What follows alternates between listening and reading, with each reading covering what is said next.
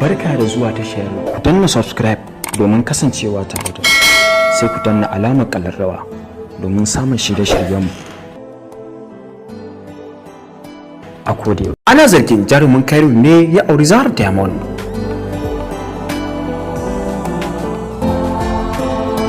A kwanakin baya ne dai jarumi Mustapha Nebraska ya bayyana aniyarsa ta ƙarin mace ta uku da jaruma Hadiza Kabara kamar yadda ya bayyana a wata tattaunawa da BBC Hausa ta yi da shi.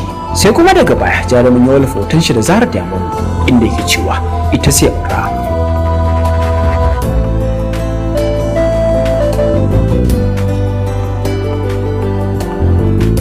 Kwatsam kwana biyu zuwa uku da suka wuce labarin auren Zahra Diamond ya ta yawo a kafafen sada zumunta inda jama'a suke zo fara barkacin bakin su, inda jama'a da dama suna so su san waye wanda ya auri jarumar.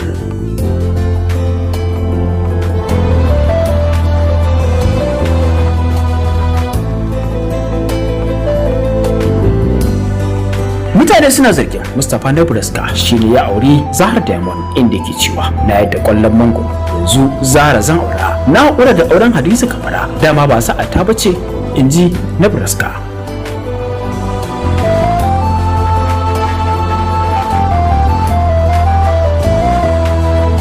Inda yake cewa Zahra yar halak ki kwantar da hankalinki, nema na yadda kwallon mangoro na huta da guda sakamakon rainuwa da alkhairi dama ba sa'ata ba ce, Hadiza Kabara rigima ta ce, inji Nebraska.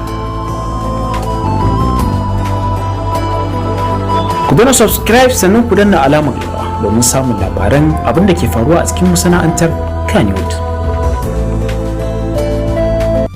Barka da zuwa tashar ku danna subscribe domin kasancewa tare da sai ku danna alamar ƙararrawa domin samun shirye-shiryenmu.